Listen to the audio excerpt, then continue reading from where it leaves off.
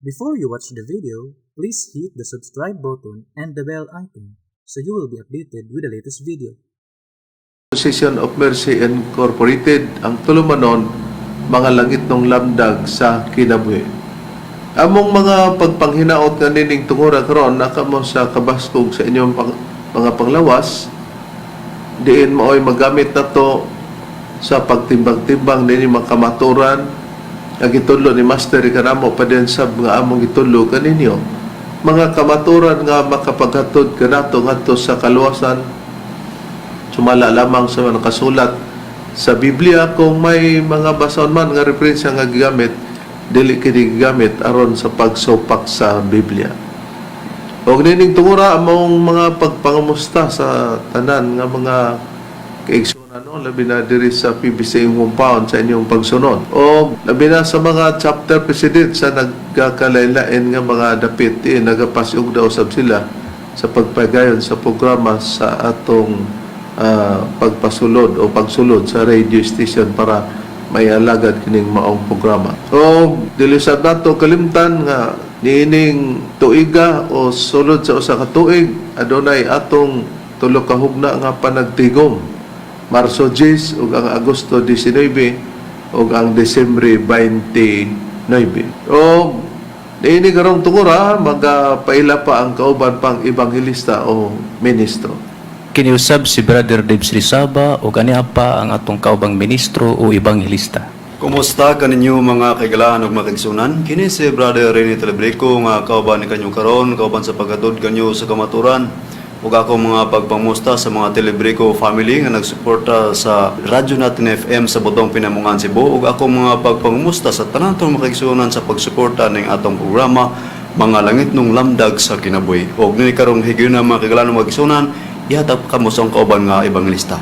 Kumusta og maayong pagpaminaw sa mga higalag mga kaigsuonan. Sa gihapon kini ang inyong igsuon ebanghelista Brother Juan Ronilo Mangalos, makikuban usab kaninyo sulod sa usakatak ng tulumanon sa paghatod sa mga kamatuoran.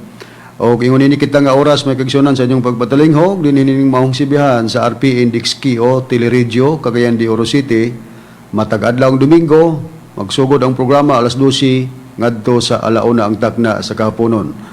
Live mga kaigsuonan sa Facebook ang atong programa og makita usab sa YouTube og makita usab kini sa Parasat Cable TV sa TV5. Og dinhi usab nining maong sibihan sa RP Index Key di Dipolog mabati usab ang programa matag adlang Domingo alas 6 ngadto sa alas 7 ang takna sa kagabhion. Matag adlaw gihapon nga Domingo mga kaigsuonan og live gihapon sa Facebook ang atong programa og makita usab sa YouTube. Dinhi usab sa RM Index DR Dipolog mabati ang programa alas 12 ngadto sa launa ang takna sa kahaponon. Og ang programa sa PBCM nga Mga Langit ng Lamdag sa Kinabuhi mabati na kini sa 24 ka mga radio station Visayas ug Mindanao. Dinhi sa Cebu City sa DYLA alas 11 ngadto sa alas 12:15 ang takna sa kaudtohon. Dinhi sa Toledo City, Cebu, DYHR Shine Radio alas 6 ngadto sa alas 7 ang takna sa kabuntagon. Dinhi sa Butong Pinamungahan, Cebu sa DYRR Radio Natin alas 12 ngadto sa launa ang takna sa kahaponon. Dinhi sa Surigao City sa Real Radio alas 12 ngadto sa launa ang takna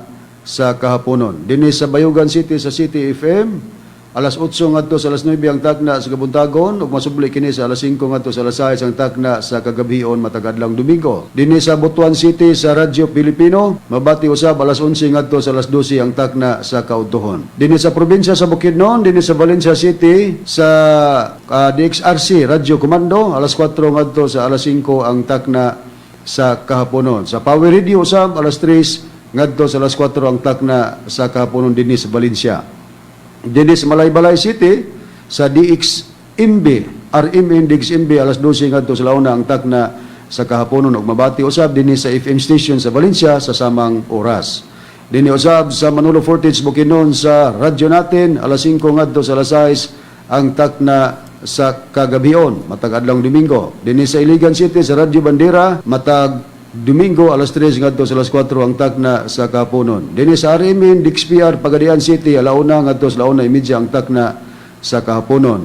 Og dinhi sa DXMM FM sa Calamba, Misamis Occidental alas 6 ngadto sa alas 7 ang takna sa kabuntagon. Og usab dinhi bagong station dinhi sa Usami City sa DX EL FM Sharp Radio matag adlong Domingo alas 3 ngadto sa alas 4 ang takna sa kahaponon o gi-sponsored kini sa mga kaigsuonan dinhi sa Osamis ubos sa pagdumala sa chapter president Sister Perla Mansing. Og dinhi sa Cagayan de Oro City og sa Misamis Oriental mabati usab dinhi sa Digsaryo Radio Ultra alas 10 ngadto sa alas 11 ang takna sa Kabuntagon. Dinhi sa Villanueva Misamis Oriental sa Kabusis Power Radio alas City ngadto sa alas 8 ang takna sa kagabion. Dinhi sa Balingasag Misamis Oriental sa Bay Radio Waikurat FM alas 8 ngadto sa alas 9 ang takna sa kagabion. O kumusta sa mga PBCM Women's Group ubos sa pagdumala sa presidente Madam Gaga Eugenio. Og dinhi sa Hingog City sa Real Beat Radio alas 6 ngadto sa alas 7 ang takna sa Kabutagon matag adlong Domingo. Niadtong gustong magpadangat sa mga pangutana, i-text lang sa numero sa Globe 0917-811-8882. Og mga pagpangumusta sa mga kaigsunan, labi na sa mga kaigsunan nga nagasudong sa Facebook Live dinhi sa United States of America, nila ni Sister Tisi Kulihat og ni Sister Lily Kulihat Peterson sa New York City. Si Sister Rizal Barbosa sa Moramos Graham dinhi sa Oklahoma. O ingon man dinhi sa Alabama, sa Tennessee, sa West Virginia ug sa Maryland, United States of America, nila ni Juanito and Justina Amaquiton Hermias family. Ni Miguel Hermias, Juanito Hermias Jr., Julayla Hermias Harrison, Alegriano Hermias, Charminia Hermias, Rever Lilita Hermias Barton ug ni Brother Nicodemos Nicky Hermias. Atong igsoon Ambrosio Virano and family, ingon man ang atong igsoon Engineer Brother Derwin Mangalos, ingon man sa iyang kapikas Rosita ko Mangalos. O katong igsoon Dennis Claveria, Brother Froilan, o ingon man ni Gina Facturanan Mangalos. Atong igsoon Dennis Taguluan, si Brother Jerry Edkila o sa imong pamilya. O sa tanan nga mga higala nga mga salesman nga nagsunod sa atong programa, kalakip kamo sa among mga gipaninbaya. O karon sa pagisgot sa tema mga kaigsunan, balik ko kamo kang Reverend Charlie para sa pagisgot niini. Nining higayon na Bradron ato sa gipaybalo do nga ang mga paghatag para sa palas renovation padayon kana sa paghatag niya na binulan o sa mo kanang atong timan-an para diha sa maong kagamitan. O ang ato karon nga pagahisgutan ang tema lugar Bradron. Ang pagdipinsa sa katawan sa Dios ay ang pagtulunan dili paagi sa pagpanglimbong. Ngano nga kini ang atong ginahisgutan tungod kay kinaiya o abilidad na sa mga katawan sa Dios nga dipinsahan gyud ang pagtulunan, pero kapag ka ang pagtulunan dipinsahan dili ka na paagi sa paglimbong. Gumikan nga kining atong kaatbang dinhi sa DXDR Dipolog Bradron. Kaniadto DXDR pero karon niya na sa DXKD RPN DXKD Dipolog Rev.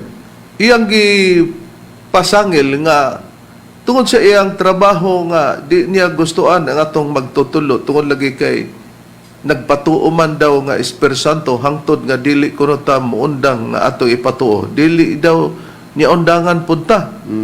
Tungod sa iyang mga gipang-atake, gibuhian niya, nagbuhat ta pagdipinsa, pero matod pa niya gitrabaho kuno nato ang pagdipinsa kay ang tuyo nga nganong gidipinsahan nato tungod kay aron aduna pa kunoy malimbungan. Naabi iyang una-una nga kung magdipinsa ta pagpanglimbong atong pamation ang iyang katarungan Brad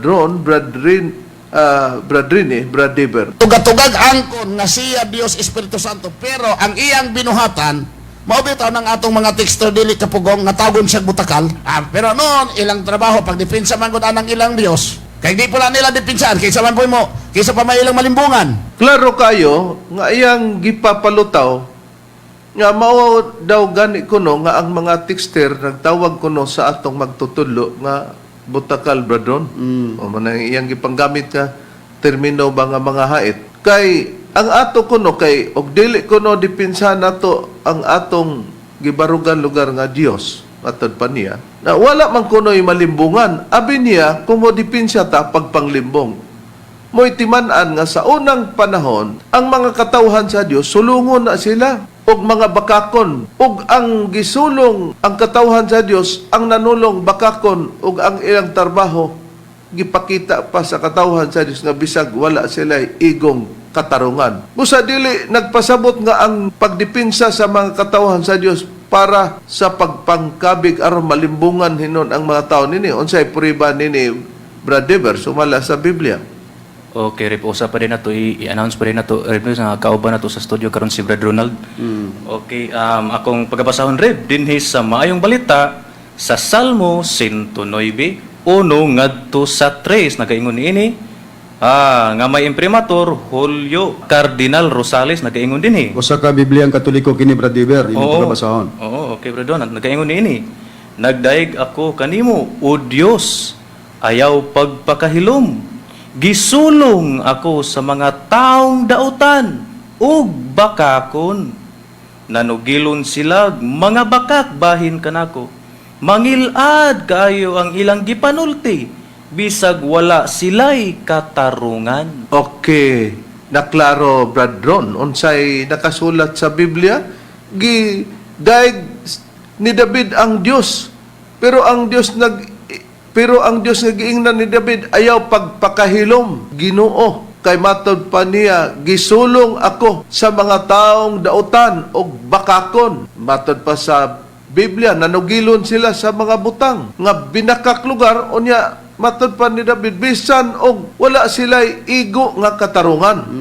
Sa to pa, kini ang gibuhat sa mga kakontra ni David. Mao ni dipinsahan po ni David katong nagsulong niya nga mga nagsultig dautan unya mga bakakon. Unya, nining gipanulti ni Mitchell Bendilio nga nag-ingon sa atong magtutulo nga butakal kuno matod pas mga texter, pero ang tinod, Brad Ron, Iya man na. iya man na, siya author, ana ba? Diyan isunod po ang mga texter lugar, no? Tungod sa iyang mga pamahayag, pamaagi. Unya, kini kunong gihimo nato nga pagdipinsa, gidipinsahan kuno nato, natural kuno nga gidipinsahan nato ang atong Dios kay og dili kuno dipinsahan, wala man kuno'y malimbungan.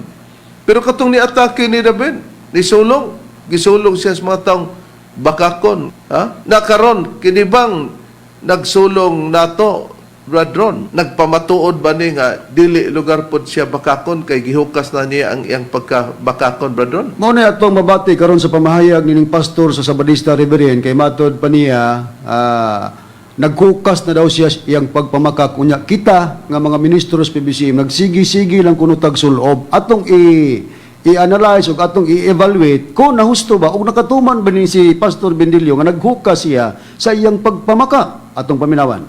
Okay, Epeso 4:25.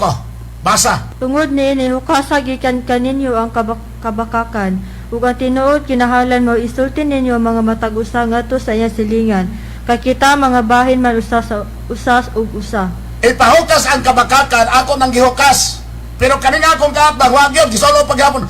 Naklaro na to, mga mahal namong tigpaminaw, nga kini daw iyang kaatbang, gisulob pagyapon, ang kabakakan daw niya, gihukas. Di kung tinuod nga siya di ay naa sa dili kabakakan, Brad Ron, ang giingon ni David nga gisulong siya sa mga taong bakakon, na nugilon sila mga dautan nga mga istorya lugar, Brad Ron. Pero matod pa ni David, bisan sila og walay katarungan. Na kung pananglitan kita nga lugar mo oy nagsulong niya kay siya kamatuoran, di ba? Kung pananglitan. Oo, okay, matod pa niya. Base sa nakasulat sa Salmo 109 versikulo 1 hangtod sa 3 sa mayong balita Biblia nga may imprimatur Julio Cardinal Rosales. Nabati po dato nga matod pa niya, iyan ako nung gihukas po ang iyang pagpamakak niya. Kita nga matod pa nga iyang gisaway, nagsigi lang kuno tag sulob sa pagpamakak. Karon atong pamation, mga mahal namong tigpaminaw, kung balido ba nga gihukas niya ang iyang kabakakon o pagpamakak niya atong patalinghogan kung iya bang gidumdum kanunay iyang sulti? Bakakon ko! Ako bakakon ko! Oh, laga ko pag-angkon na ako bakakon, honest ko! Laga ko pag-angkon na ako bakakon, honest ko!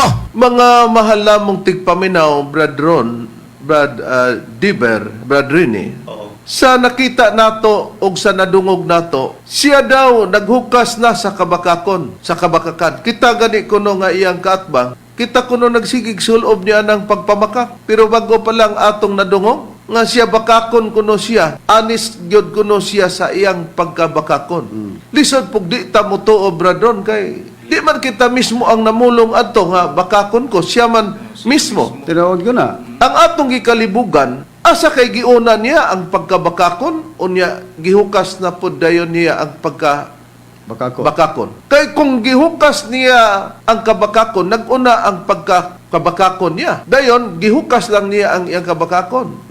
Pero kung bakakon siya, unya gihukas niya ang kabakakon, sa ato pa di na siya mamakak, ang problema nga human niya hukas, basig gisulob na po niya balik ang iyang pagkabakakon. Kay ang termino ra ba sa nakita nato sa Biblia nga ang mga katawan sa Dios sama ni David, gisulong daw siya sa mga bakakon. Mga taong dautan unya bakakon. Oh.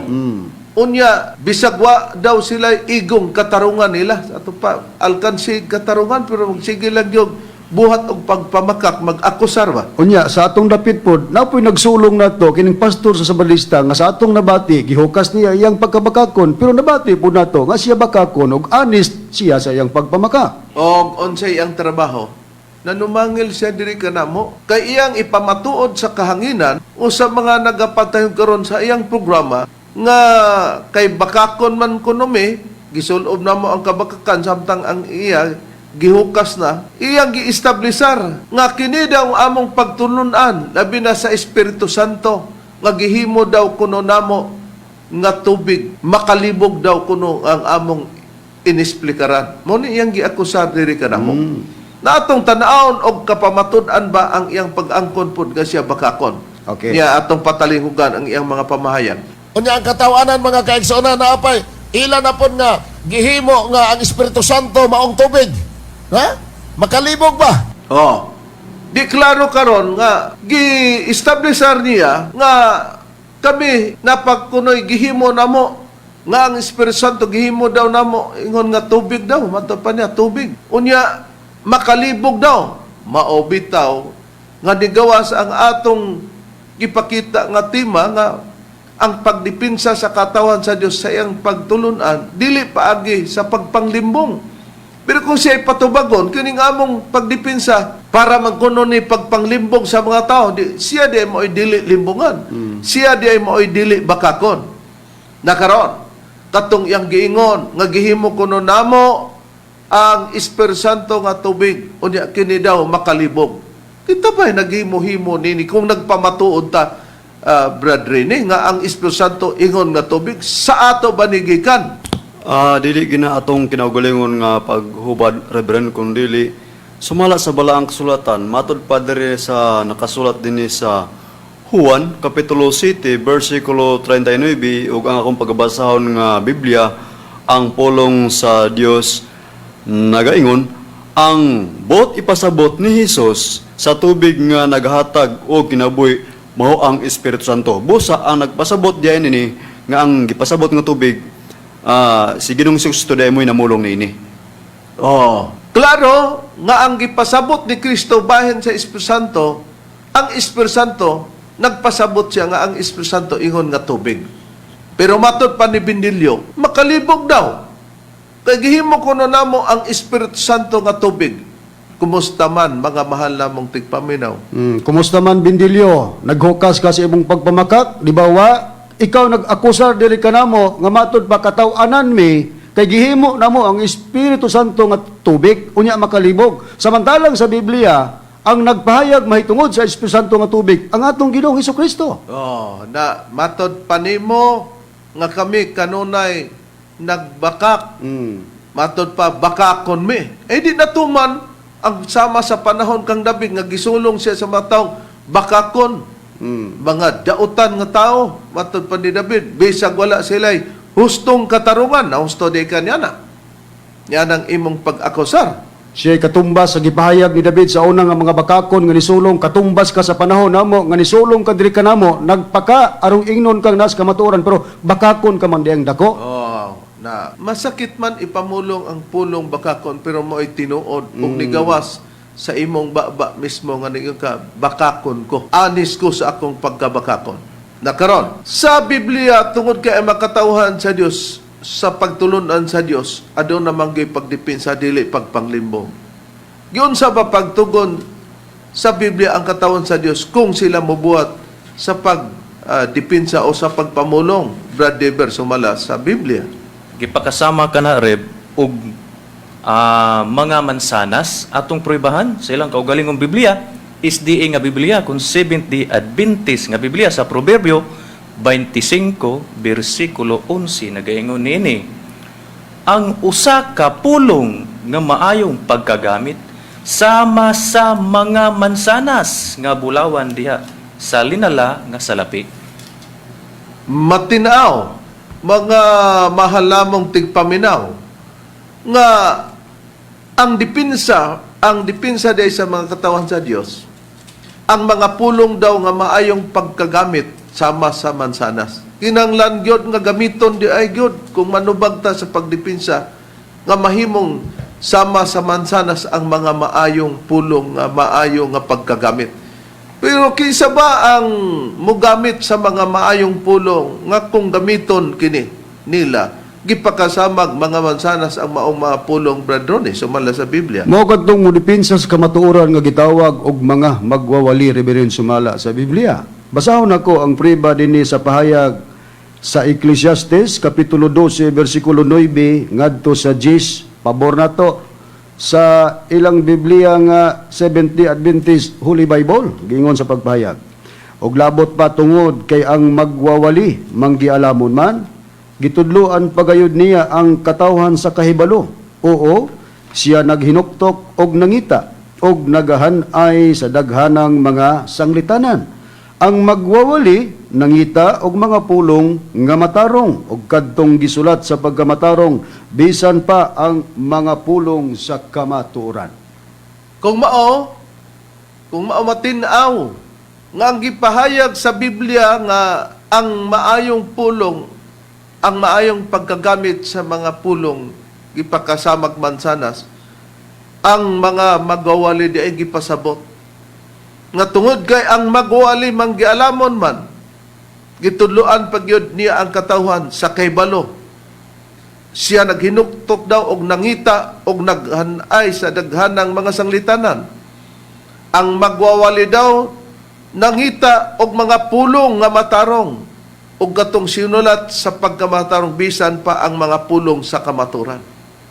Busa ang mga pulong nga maayong pagkagamit, maayo ding pagkahanay, gipangita sa magwali ang mga pulong nga matarong og ang paghinuktok niya na nga siguruhon nga ang mga pulong kanang mga kamatuoran. Kumusta man ang magwali sa Seventh-day Adventist nga nanumangil namo nga gihimo kuno namo nga ang Espiritu Santo gihimong tubig makalibog, di ba gitukmo niya nga ang atong Ginoong Jesucristo mo'y unang naglibog-libog? Ba man ka bindilyo, pagtulunan magka ni Kristo ang Sabadista, kung isdi granting bisag dili. Nga ano man nga wala man masubay ang imong pinulungan. Unya gihimo nimo nga kami nagdipinsa, kay og dili namo dipinsahan ang among Dios o ang pagtulunan. Dili man kuno mahimo nga makabuhat mi sa pagpanglimong busa, gidipinsahan namo aron malimbungan ang mga katawhan. Nadabi kay ikaw mangka mao ang dili maglimbong, nganong ni sumada man sa imong baba? Sama sa gibuhat o gipahayag ni David nga gisulong siya sa mga taong bakakon, mga dautan, bisag wala sila'y igong katarungan, wala sila'y hustong katarungan. Nakita man diyan nimo, nagpasabot lamang nga dili day ikaw mao ang katawhan sa Dios. Nakaron, hain ang puriba nga kinahanglan sa mga magawali nga katawan sa Diyos nga maayong pagkagamit sa mga pulong kung mudipinsa sila ang pagpanubag nila gipakasama ang ilang mga pulong nga maayong pagkagamit sama sa mansanas sa unsang paagi kana gitudlo sumala sa nakasulat sa Biblia, Brad Rene. Aniya ang panambagan ni Apostol Pablo nga sinulat niya sa mga taga Colosas, Reverend, dinhi sa Colosas kapitulo 4 versikulo 5 ngadto 6 nagaingon, pag binutan kamo sa inyong paggawi ngadto sa mga tagagawas nga magapahimulos kamo sa panahon, himua nga sa kanunay magamadannihon ang inyong sinultian, tinimplahan og asin nga tungod niya na inyong mahibaluan kung unsaon ninyo ang pagtubag kang bisan kinsa. Busa sa atong nabasa Reverend nga tugon din ni Apostol Pablo panambagan nga pagbinutan kamo sa inyong pagawi ngadto sa mga tagagawas og himua nga sa kanunay magamadaniyon ang inyong sultiwan og tinimplahan og asin. Ang gisugo di ay nga magbinuotan mo sa tagagawas, dili day binuangon nga kumo dili kauban sa imong pagtuo pagmanubang ka, dili ibinuotan ang imong mga pagtubag, brethren. Dili kay magkinaplo sigon sa mga pahayag sa imong texter nga kaplo minis Mitchell Bendilio. Og matod pa sa nakasulat sa Biblia, himua nga sa kanunay magamadaniyon ang inyong sinultian tinimplahan og asin, nga tungod niya na inyong mahibaluan kung unsao ninyo sa pagtubag kang bisan kinsa. Di adunay pagdepensa. Unya kanang gibuhat nila ni Apostol Pablo nga pagdepensa, pagpanglimbong na tos mga katawan, sama-samong gibuhat, pagpanglimbong na. Kung kanamo ang limbong, nganong nigawas man sa imong baba nga kami naghimo-himo sa Espiritu Santo nga gihimo namong tubig, di man kakalimbungan. Na ang mugawas karon ang prinsipyo namo gikuha kang Kristo, di si Kristo day author sa pagkalimbungan namo kung tinod man ang imong gisulti. Pero kay di man mahitabo nga ang pulong nimo nga gibuhian mo'y matinuod, kay ang Kristo dili matinuod, di ikaw karon ang migula nga bakakon. Kumusta man? Ang naghingala namo nga piki, dapat kay kami piki Bendilio, kami mo paka. Ikaw may dili piki, kami mo paka. Paka malagi ka permi. Pangamahal mong tigpamayaw. Among gipanghinaot nga nalabdagan ka sa kamaturan, ang tudya ang among ikalagad kanino sa ngalan na lamang sa among magtutulo, Master Tomas D. Eugenio Sr. Kining inyong alagad, Evangelista Reverend Charlie Eugenio, ug sa ngalan usab sa kauban nga Evangelista o Ministro. Kiniusab si Brother Dibs Rizaba. Kiniusab si Brother Rene Telebrico. O kini sa ang inyong igsoon, Evangelista Brother Juan Ronilo Mangalos, muingon hangtod sa sunod higayon sa samang takna ug samang istasyon. Daghang salamat sa inyong pagpaminaw.